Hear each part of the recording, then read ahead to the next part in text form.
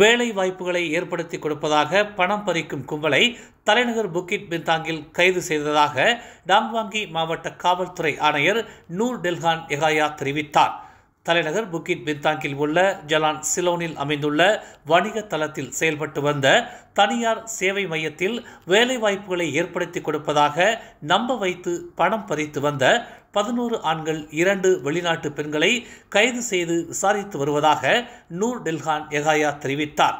அவர்களிடம் இருந்த தொழில்நுட்ப சாதனங்களை சோதனையிட்டதில் சுமார் 3 ஆண்டுகளாக பலரையும் ஏமாற்றியது தெரிய வந்துள்ளதாக அவர் கூறினார்.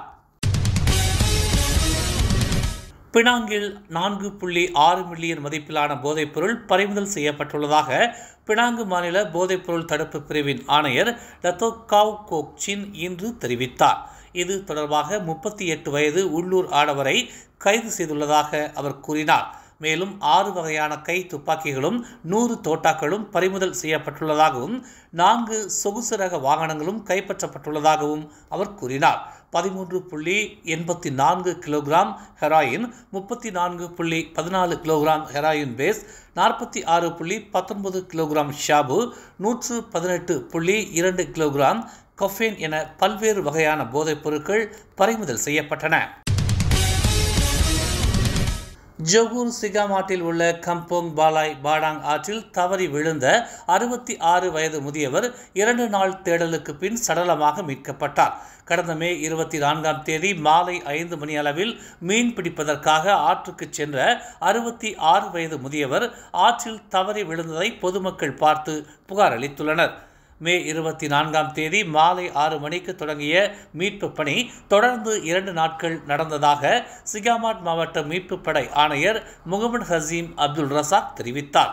ஆற்றில் விழுந்த ஆடவர் சுமார் 20 அடி ஆழமுள்ள பகுதியிலிருந்து காலை 10:35 மணியளவில் மீட்கப்பட்டதாகவும் பிரேத பரிசோதனைக்காக அவரின் உடல் அரசு பொது மருத்துவமனைக்கு கொண்டு செல்லப்பட்டதாகவும் முகமது ஹசீம் தெரிவித்தார். போலி சுகாதார பொருட்களை விற்பனை செய்த கும்பலை தேசிய வணிக குற்றப்புலனாய்வு துறையினர் கைது செய்ததாக அதன் இயக்குநர் டதஸ்ரீ ராம்லி முகமது யூசுப் தெரிவித்துள்ளார்.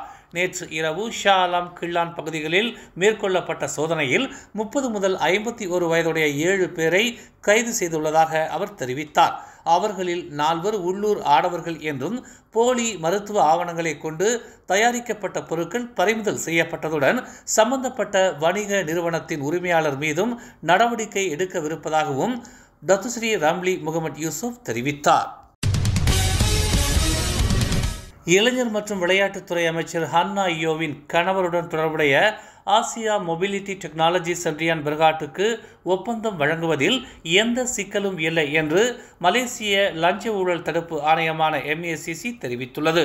ஸ்லாங்கூர் ஒப்பந்தம் ஹன்னாவின் அமிச்னால் நிறுவனத்திற்கு வழங்கப்படவில்லை. ஆனால் ஸ்லாங்கூர் அரசாங்கத்தால் வழங்கப்பட்டதே இதற்கு காரணம் என்று MACC தலைமை ஆணையர் தான் ஸ்ரீ அசாம்பாக்கி தெரிவித்துள்ளார். சட்டப்படி ஒரு நபர் அவர்களுக்கு தொடர்பு இல்லாத ஏஜென்சி அல்லது நிறுவனத்திடமிருந்து ஒப்பந்தம் அல்லது எந்த வகையான நன்மையையும் பெற்றால் அது குற்றமாகாது என்று அவர் குறிப்பிட்டார். ஹன்னா இயோவின் கணவர் விஷயத்தில் தாம் ஊடக அறிக்கைகளில் இருந்து படித்ததன் அடிப்படையில் அவர் இளைஞர் மற்றும் விளையாட்டு அமைச்சராக இருக்கும்போது ஸ்லாங்கூர் மாநில அரசாங்கத்திடம் இருந்து ஒப்பந்தம் பெற்றார். அமைச்சுக்கும் ஸ்லாங்கூர் மாநில அரசாங்கத்திற்கும் இடையே எந்த தொடர்பும் இல்லை. வழங்கப்பட்ட திட்டம் வேறொரு நிறுவனத்தின் திட்டம் என்று அவர் கூறினார். இன்று நடைபெற்ற புரிந்துணர்வு ஒப்பந்தத்தில் கையெழுத்திடும் நிகழ்ச்சியில் கலந்து கொண்ட பின்னர் செய்தியாளர்கள் மத்தியில் அசாம்பாக்கி இதனை தெரிவித்தார். சிங்கப்பூர் செல்லும் மலேசியர்கள் ஜூன் 1ஆம் தேதி முதல் BSI எனப்படும் சுல்தான் இஸ்கண்டார் கட்டிடம் மற்றும் KSAB எனப்படும் சுல்தான் அபுபக்கார் வளாகத்தில் நுழைய பாஸ்போர்ட்டுகளுக்கு பதிலாக QR குறியீடுகளை பயன்படுத்த தொடங்கலாம். 3 மாத சோதனையில் சிங்கப்பூர் செல்லும் மலேசியர்கள் BSI மற்றும் மோட்டார் சைக்கிள் ஓட்டுபவர்கள் KSABயில் தானியங்கி எம்பைக் குடியேற்ற அனுமதி முறையை பயன்படுத்துவார்கள் என்று துணை பிரதமர் ஃபடிலா யூசுப் தெரிவித்துள்ளார். QR குறியீடு சோதனையின் முதல் கட்டம் சீராக நடைபெற்றால் அதை வெளிநாட்டினருக்கும் விரிவுபடுத்துவதற்கு முன்பு மலேசிய தனியார் வாகன பயனர்களுக்கும் அதன் பயன்பாட்டை விரிவுபடுத்துவோம் என்று அவர் ஒரு அறிக்கையில் தெரிவித்துள்ளார். ஊடகவியலாளர் வளர்ச்சிக்காக 20 லட்சம் வெள்ளியை பிரதமர் டதஸ்ரீ அன்வார் இப்ராஹிம் அறிவித்துள்ளார். தேசிய ஊடகவியலாளர் மாநாட்டின் மேம்பாட்டிற்காக 10 லட்சம் வெள்ளியும், ஊடகத்துறையில் செயற்கை நுண்ணறிவு மேம்பாடு தொடர்பாக கூடுதலாக 10 லட்சம் வெள்ளி நிதியையும் அன்வார் இன்று ஊடகவியலாளர் தின நிறைவு விழாவில் அறிவித்தார். ஊடகங்கள் நாட்டின் நிலைத்தன்மைக்கு ஊறு விளைவிக்கும் நடவடிக்கைகளை முன்னெடுக்கக்கூடாது என்பதை வலியுறுத்திய அவர், மலேசியர்களிடையே சகோதரத்துவம் தலைத்தோங்க அனைவரும் பாடுபட வேண்டும் என கேட்டுக்கொண்டார். ஊடகங்களை கட்டுப்படுத்தும் எண்ணம் அரசாங்கத்திற்கு இல்லை என்றாலும் மக்கள் மத்தியில் பிரிவினையை ஏற்படுத்தும் நடவடிக்கைகளை சில தரப்பினர் தவிர்க்க வேண்டியது அவசியம் என்று சுட்டிக்காட்டிய அவர், சமூக கடப்பாட்டுடன் ஊடகங்கள் செயல்பட வேண்டும் என்றும், தனிநபரின் தூண்டுதலின் பேரில் இயங்கினால் மக்களுக்கு முறையான செய்திகளை வழங்க முடியாது என்பதையும் அவர் நினைவுறுத்தினார். SPM தேர்வு முடிவுகள் இன்று வெளியாகி இருக்கிறது. அந்த வகையில் 2023ஆம் ஆண்டுக்கான SPM தேர்வில் சிறந்த அடைவு நிலையை பெற்ற அனைத்து மாணவர்களுக்கும் தமது வாழ்த்துக்களை தெரிவித்துக் கொள்வதாக ஓம்ஸ் பா தியாகராஜன் அவர்களின் புதல்வரும் மலர் டிவியின் தலைமை நிர்வாகியுமான டாக்டர் பழனீஸ்வரன் தியாகராஜன் தமது வாழ்த்துச் செய்தியில் குறிப்பிட்டுள்ளார்.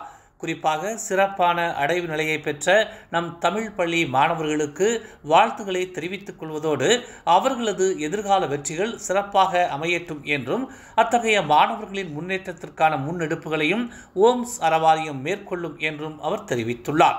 SPM தேர்வு எழுதிய அத்தனை மாணவர்களையும் பாராட்டுவதோடு அவர்களின் முயற்சிக்கும் மென்மேலும் அவர்கள் சிறப்புறவும் தமது வாழ்த்துக்களை தெரிவித்துக் கொள்வதாக டாக்டர் பழனீஸ்வரன் தமது வாழ்த்துச் செய்தியில் பதிவிட்டுள்ளார். SPM 2023 தேர்வில் தேர்ச்சி பெற்று பெற்றோர்களுக்கும் பள்ளிக்கும் பெருமை சேர்த்த மாணவர்களுக்கு தமது வாழ்த்துக்களை தெரிவித்துக் கொள்வதாக ஓம்ஸ் அறவாரியத்தின் தலைவரும் மலேசிய அறிவா சங்கத்தின் தோற்றுநருமான ஓம்ஸ் பா தியாகராஜன் தெரிவித்துள்ளார். நம் இந்திய மாணவர்கள் மற்றும் அவர்தம் பெற்றோர்கள் அனைவருக்கும் பாராட்டுகளையும் வாழ்த்துகளையும் தெரிவித்துக் கொண்ட அவர், தொடர்ந்து சிறந்த சாதனையாளர்களாக உருவாக சிறந்த படிப்பை மேற்கொண்டு நாட்டிற்கும் நம் பிள்ளைகள் பெருமை சேர்க்க வேண்டும் என்று ஓம்ஸ் பா தியாகராஜன் கேட்டுக்கொண்டார். இந்த தேர்வில் குறைந்த அடைவுநிலை பெற்ற மாணவர்களும் சிறந்து விளங்க வேண்டும் என தாம் வாழ்த்துவதோடு விடாமுயற்சியோடு அவர்களின் அடுத்தடுத்த வெற்றி அமையட்டும் என்று அவர் தமது வாழ்த்துச் செய்தியில் குறிப்பிட்டுள்ளார். 2023ஆம் ஆண்டுக்கான SPM தேர்வில் தேர்ச்சி பெற்ற மாணவர்களுக்கு பிரதமர் டதஸ்ரீ அன்வார் இப்ராஹிம் தமது வாழ்த்துக்களை தெரிவித்துள்ளார். சிறப்பான முடிவினை பெற்ற மாணவர்கள் அனைவரும் அடுத்த இலக்கை நோக்கி பயணிக்க வேண்டும் என்றும், குறைந்த தேர்ச்சி பெற்ற மாணவர்கள் மேலும் சிறப்பான முயற்சிகளை மேற்கொண்டு வெற்றி பெற வேண்டும் என்றும் அன்வார் குறிப்பிட்டுள்ளார். குறைவான தேர்ச்சி பெற்ற மாணவர்களுக்கு இது முடிவல்ல என்று ஆலோசனை கூறிய அன்வார், அம்மாணவர்கள் புதிய வெற்றிகளை உருவாக்க இன்னும் நிறைய இடமும் வாய்ப்பும் உள்ளது என்று தமது முகநூல் பதிவில் அவர் குறிப்பிட்டுள்ளார். தமிழ் மலர் செயலி நம் சமுதாயத்தின் உரிமை குரலாய், உண்மையின் வாசமாய், மக்களுக்காக நாளும் மலர்கிறது தமிழ் மலர் நாளிதழ். சமரசம் இன்றி சத்தியத்தின் பாதையில் வெற்றி நடை போடும் தமிழ் மலரின் இன்னொரு புதிய அத்தியாயமாய் தமிழ் மலர் செயலி இப்போது அறிமுகமாகவிருக்கிறது உங்களுக்காக. மலேசியாவின் ஆகச் சிறந்த தமிழ் ஊடகமாய் உள்ளூர் தகவல்களை உடனுக்குடன் தெரிந்து கொள்ள மலர்கிறது தமிழ் மலர் செயலி. விரைவில் எதிர்பாருங்கள். மேலும் செய்திகளை தெரிந்து கொள்ள தமிழ் மலர் நாளிதழை பாருங்கள். எங்களோடு இணைந்திருக்க மலர் டிவியை பதிவு செய்து கொள்ளுங்கள். உறவுகள் மகிழ்ந்திட விருப்பம் மற்றும் பகிர்வு சேவையை சொடுக்கிடுங்கள்.